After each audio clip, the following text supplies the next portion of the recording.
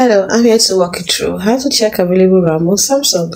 So if you click on settings, after clicking on settings, after you scroll down to battery and device care, click on it.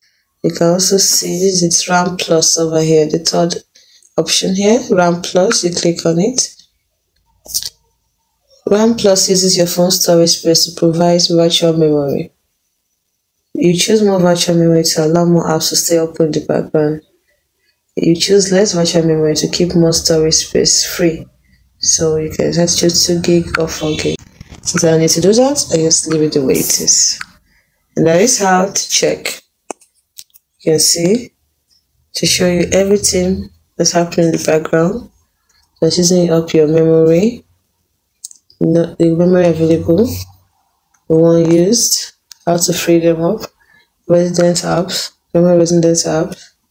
You have put them in deep sleep. That is how to check available RAM on Samsung.